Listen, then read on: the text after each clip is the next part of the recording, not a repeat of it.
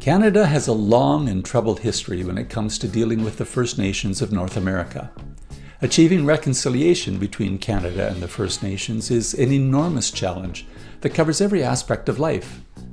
I'm not sure where the economy sits on the list of priorities, but it's definitely an important factor in reconciliation. Can a business professor offer any suggestions? Irene Henriques is trying. She is Professor of Sustainability and Economics at the Schulich School of Business, and her research focus is Indigenous entrepreneurship.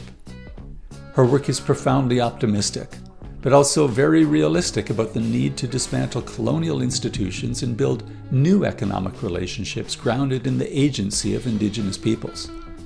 Irene Henriques is up next.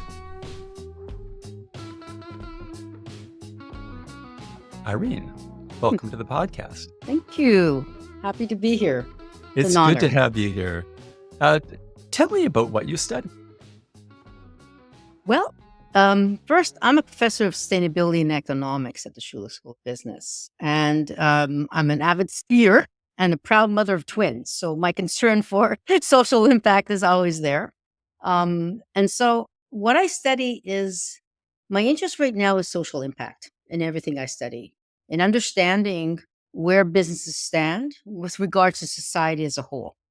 So, in some of my research I've done, first I started in the environmental field, and then I moved on to the general field called CSR, which is corporate social responsibility. We've done so much on CSR and businesses, but the majority of CSR studies don't look at impact. They don't look at impact. They say it's doing good, but they don't show it doing good. So I was shocked.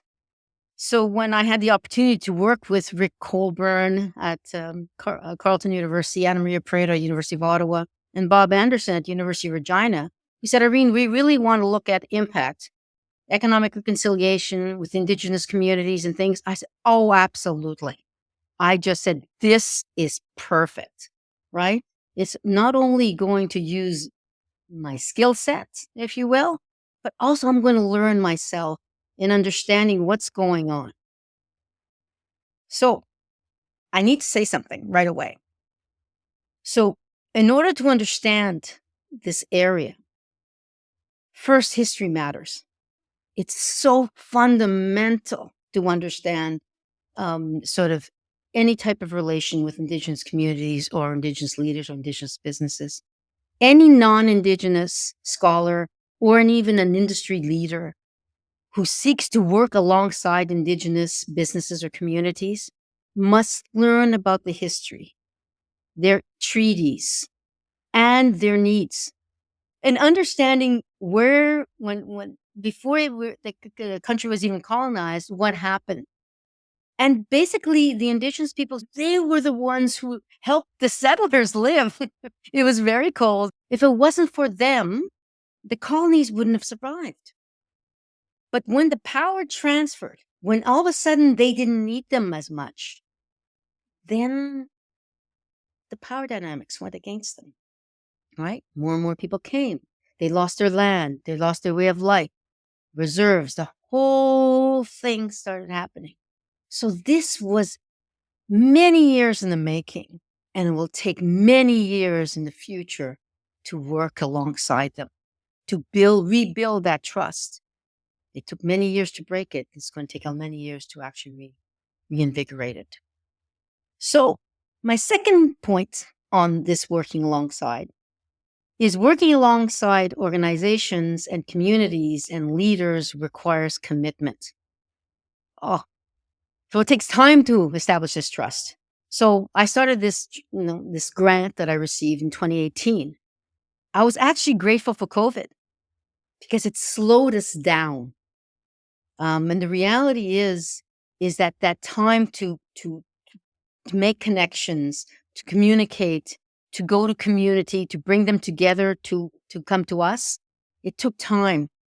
And so what that did is that the COVID period stopped us in our tracks, but it allowed us to sort of pivot and start now establishing links to Indigenous organizations. So we established a link to CANDO, which is the Council for Aboriginal economic developers. So that trust, as scholars, we are always in a hurry, unfortunately, right? Because we have to go up for tenure or our grant is almost finishing. So we're always in a hurry. And they constantly tell me, no, Irene, you got to slow down. No, it's not going to happen today. So that's what it taught me, right? It's about relations. So the third point is most Indigenous people have a land-based, holistic, and relational worldview, not transactional. So that means that the Indigenous is both spiritual and material, but it's also expression of their identity and culture. So in the past, when they were not permitted to speak their own language, they're not permitted to do their own customs, that really created a lot of damage in their community. And so right now there is a lot of, community coming together. There's a lot of powwows. There's things that's celebrating their culture, extremely important. And the youth and the elders are very important. So in this case, I'm blessed to be working with Indigenous scholars, allies who have welcomed me into this world.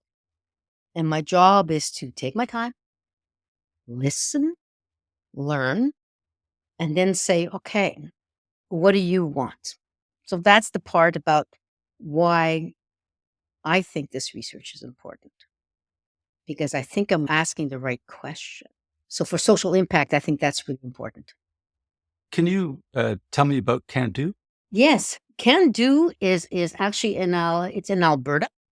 It's a not-for-profit organization that is Indigenous controlled, community-based, and membership-driven.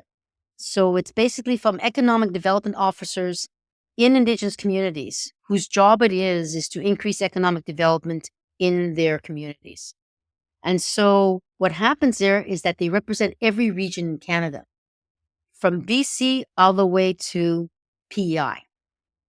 So they have members and they have conferences. They bring people together.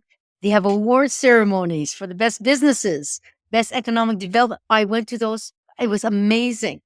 They are supporting each other. They talk about it. They share their ideas.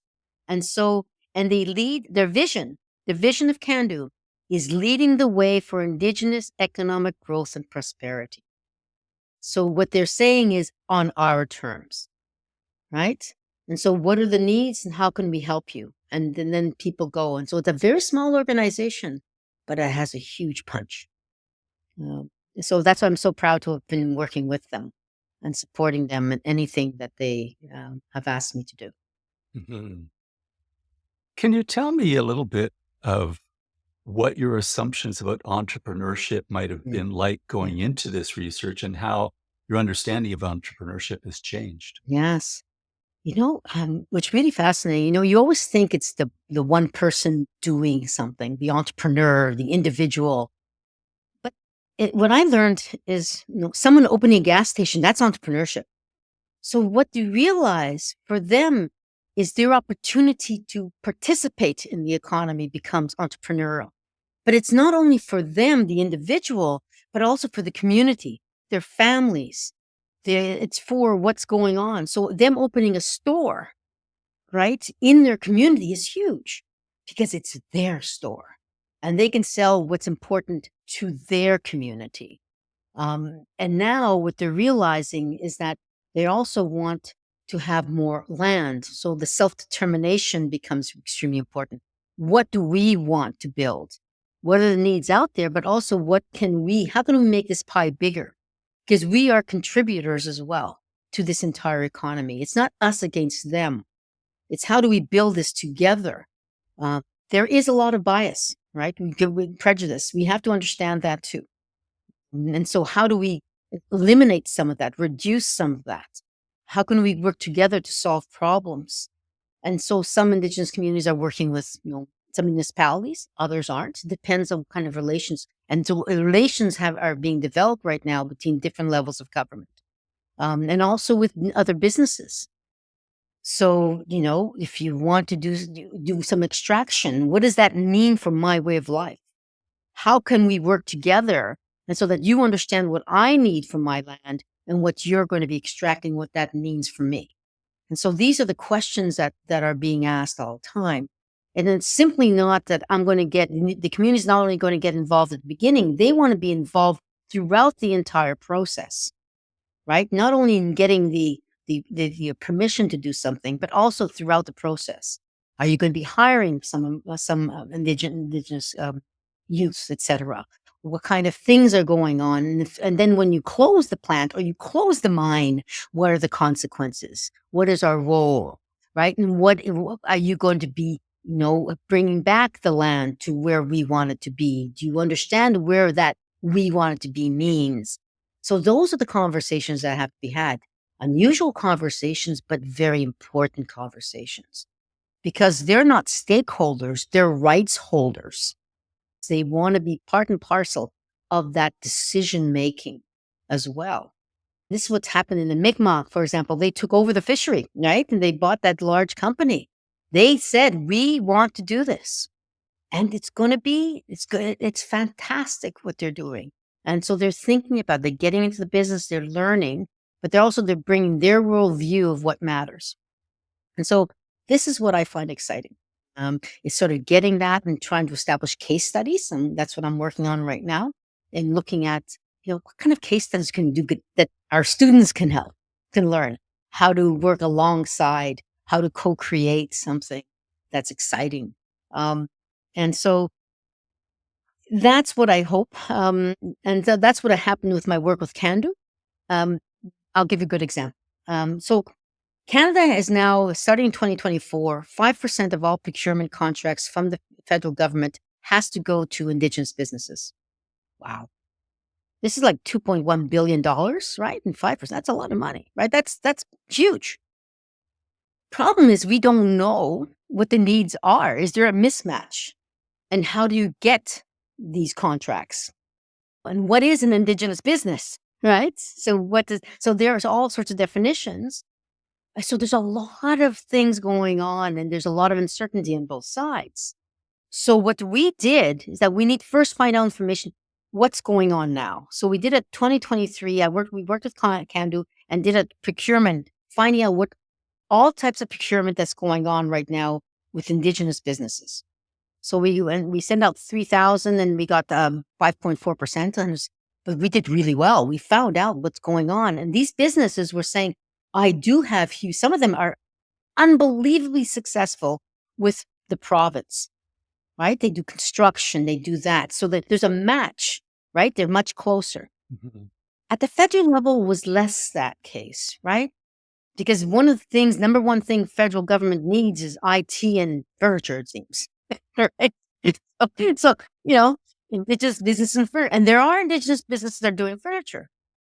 But the purpose of this Indigenous or social procurement is to help that group.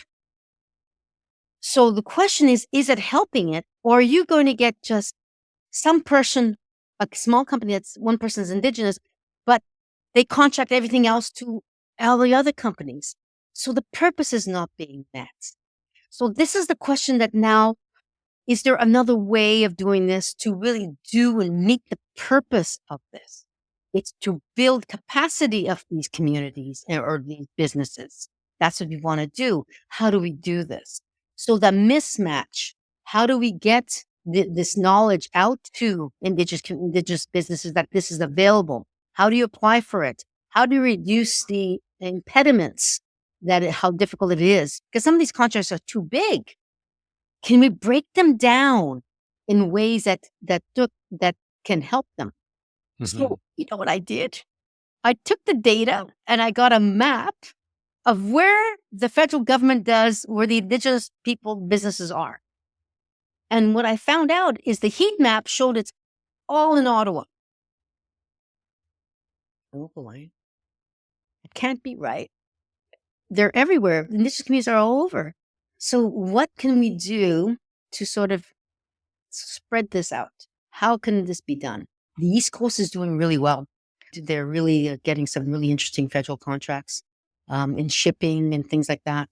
So that's what I'm trying to say is that excites me, because it means that I can get into the data and just say, this is where the issues are, and is there other procurement methods that's different, that sort of meets the needs of communities? So that's what I'm doing right now. Some of the sort of more recent type of research and digging deep. And that's economics and supply chain, but it's also looking at impact. Because what I was told, those people who do get those contracts, it changes their world. Absolutely changes their world. They can hire Indigenous people. They also are able to increase their capacity.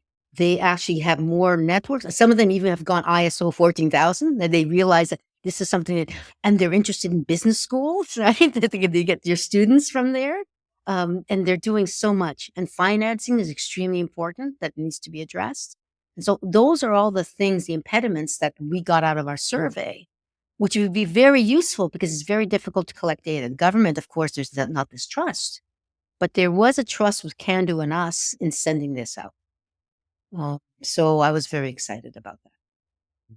Tell me about scaling up from your first example, which was the gas station, to larger organizations that are capable of taking on a relationship of equals with the province or with the federal government. The Cree and Saskatchewan have done that. They have the whole economic development system where they got different communities together. Instead of competing against each other, they compete for the same contract, for the construction contracts, and they get it, right? So that's how they've scaled up. They said, I'm not going to compete against one-on-one. Let's work together to do that. And once they get that skill set, they help each other, right? This is how you do it. Let me show you how. And so this is what they're also asking government and other people to do is, how do I do this request for proposal? How do I do that? That's how they scale up. They're sharing the information and they build that up. And it's fascinating. It's great because then they share resources. They get the money to do it. The banks are figuring this out, right? Because they get these contracts and they're getting the money to buy the equipment. And then they're also the land is one issue too, is that with the treaties, they're getting the land. And so in order to come in, they said, look, if you want to do anything on our land, you have to go talk to us. And that's right there, that agency, that power comes, you could tell it changes the entire community. And one thing they always say is that that social part, that the money that we get also has to build for our own community. They build community centers. They do this. So it's very important that it comes back to community and also comes back to what's good for the community and also the entire region. And so they benefit, the government benefits. There's so many young people that are there. There's opportunities. But again, it's how do we sort of bridge that system, that education system. We have an education system too that we have to think about. Is that it's how do we get them involved or interested, and then how do we provide something that they need, right? They could say, well, I don't know about that. Just taking and always taking and not giving back. Is there something wrong with this? What does giving back mean? And so asking that question in business school, what does giving back mean, would be, I think, fascinating. Mm-hmm. What is giving back in the organization? Well, what can business schools learn from this? Because it sounds like you're talking about organizations that have different goals besides profit maximization. Correct. And potentially different governance structures, governance mechanisms. Yes, and they do. And so it's much more relational. So the question is where we are insofar as our planetary issues for a reason, right? We've always been this Wild West in extraction, scarcity, and those who can pay get. Question is that, it's getting more and more difficult. There are going to be whole places in the world, islands, that they're going to have to move people from there because they have no more water. Not because the island's going to disappear, but the potable water is no longer there because the salt water is getting in. So we have to think about much bigger. So as a business, you say, well, what does that mean for the world? It means a lot of more conflict. could be a lot more uncertainty. So, how can we be part of the solution rather than just creating more of the problem? And I know we're trying to go into batteries and EV and all. I think what we haven't yet started thinking about is what is our role, the business role, in starting and doing this. Hmm. Um, if Well, 80% of all carbon comes from the oil and gas sector, we know what the answer is. We need to mhm. do something about that. And I want to so, I want to ask you about yeah, that because you're describing a long-term project where you are learning so much. How do you then become an agent of change? What's the impact of your research going to be? the impact of my research is going to talk to others and saying, how can you solve it? Right? How can you share your two-eyed vision of how to make this work? So this company, for example, took over the fisheries, which are in some cases are these fishing companies have taken all the fish. So how are they going to handle that to look at it more holistically? Maybe their worldview would be quite different. So what I'm trying to say is that if I can put it out there to get someone to even just hum the thinking and saying, well, how can we potentially do it differently? And then how do we share this and share this knowledge? Our whole sort of this the model is going to have to change. And that's what sort of the elders have, when I've spoken to a few of them, they've said this waste, because the waste is incredible. But believe it or not, my dad used to say that on my late father. The waste is incredible. Why are you wasting so much food? And so these are the things that we come because of abundance. And so the question is this idea of scarcity. We don't understand it as well as it can. So this is something that I think this knowledge has been so important. But the one thing I want to say, and this is, I think I have to give you a quote. This is by Gladue.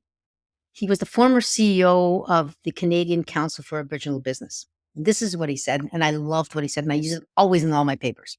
So he says, we cannot reverse hundreds of years of unequal relationships overnight.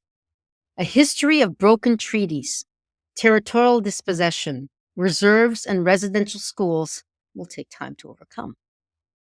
This sad legacy is reflected in contemporary Indigenous culture, education, health and wellness, and in economic marginalization of First Nations, Inuit, and Métis peoples in Canada. Without economic reconciliation, our unequal trade relation will continue. We face a unique opportunity to remake the once vibrant relationship between Aboriginal peoples and businesses in the rest of Canada. I think Canada leads many other countries in trying to establish this relationship. We have far to go. We've done lots of damage. And I think that if we can just learn from this group more, be open to it.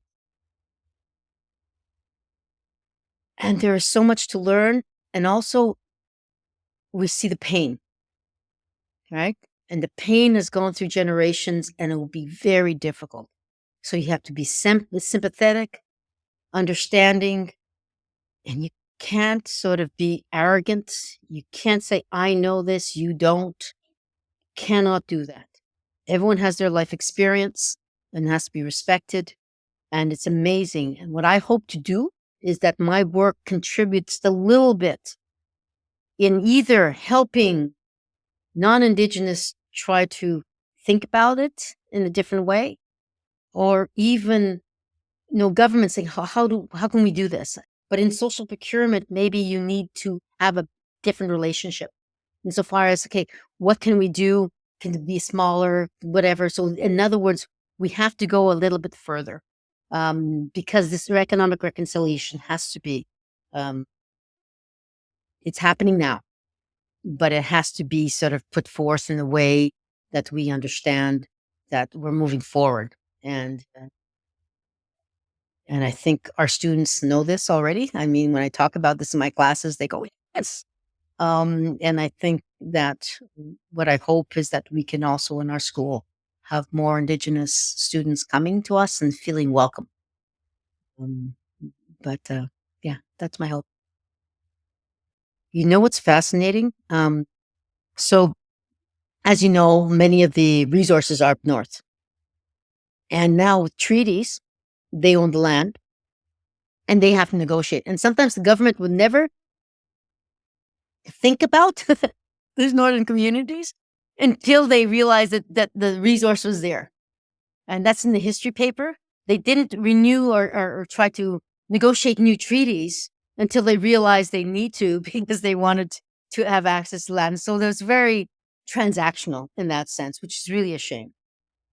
What the North is trying to do now as well is something called Indigenous urban reserves. So they're in small communities, but what they want to do is bring it. So because you see a lot of Indigenous peoples have come to urban cities to find jobs. So let me create an urban reserve. But it's away from where I'm located, where I actually have Indigenous businesses, Indigenous ideas, Indigenous incubators, Indigenous housing in Vancouver. They're doing that. So what they're doing is and then giving no low rent or low rents for their community. They're people who need to build something there. So they're realizing and also making the pie bigger. They're bringing businesses, Indigenous businesses to that urban reserve so they can sell it to people in the big cities. Regina, number one in this. Saskatchewan is one of the leaders in urban reserves. First Nation University is an urban reserve. They've declared it an urban reserve itself. And so what that does is just it opens up whole opportunities. They're not taxed, right? I mean, that means that they can price lower than others. And so these are the things that are doing and becomes really fascinating. So the pie is getting bigger. So the money that they get is not only going back into the same community, but also the pie is getting bigger. And so that's one of the things that they're doing. And yes, location matters, absolutely matters. And they know most about the land. Um, it's something that what they want is they want to say in how things are done. So I was speaking to an elder, and what he told me is Irving, when they were clear cutting the forest, they say, but they don't understand. If you clear cut near a stream, all that silt is going to go into the waters and our fish are going to die. And we would have showed them, don't do that. This is how you do it. But they don't listen. They're not here. And that's something that they say, especially if you have an multinational that's not there. They're not where we are. They don't see what we see. And if they saw and if they spoke to us, we would be able to share what the issues are. Instead, we have to, put up roadblocks so that they listen. And then, of course, the perception of us in the media is that we're, troublemakers, which is not at all. We're stewards. We're trying to help, but that's not how we're viewed, which is a shame.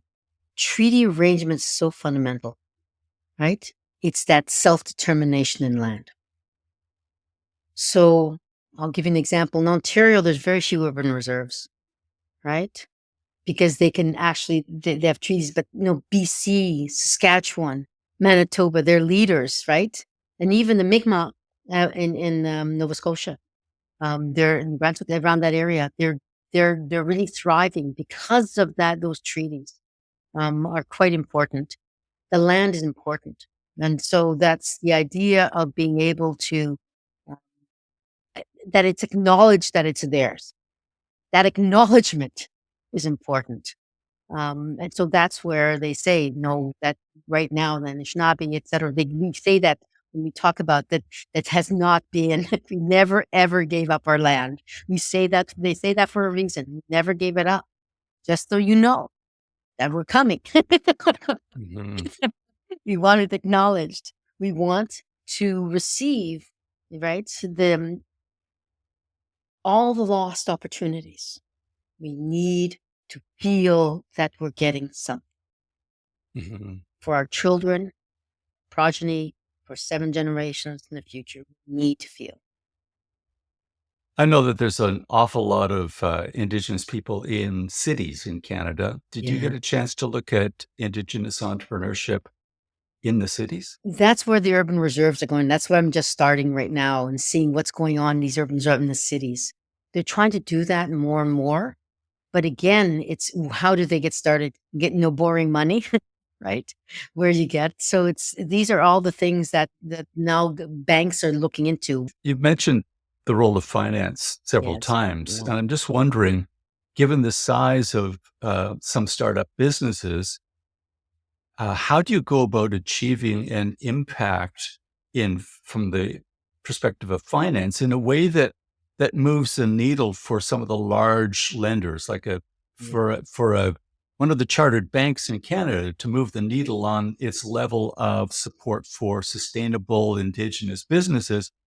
It takes an awful lot of small loans if all of those organizations, if all of the borrowers Absolutely. are tiny. There are Indigenous banks now, right? That in communities that are doing that, and they're looking into that. They also Van City in Vancouver is one of the biggest ones who are very much promoting small business and Indigenous businesses. The bigger banks are slowly half people because when I go to these meetings, the banks they send a rep. Right? They do send reps. They see that demand in CANDO and in the CCBA as well. The business are they're now linking very much, and also the money that some of these communities are getting from these treaties, right? Once the sort of economic reconciliation, the banks are very interested as well, saying, "Okay, where do we go now? All that investment, right?" And then they're saying, "Okay, this is what we want to do," and they're taking their own money and investing in their communities and saying, "This is the type of business we want in our community, and this is what we want to do." So that's where they want to now say, "Okay, now what further can we do? How can we create more jobs? How can we do that?" They want to grow as much as possible. And they also need businesses to start hiring also, uh, not as a token, right? As a skill set. Hmm. Thank you so much for talking with me, Irene. It's been a pleasure. Oh, it's a pleasure. It was all mine. Thank you.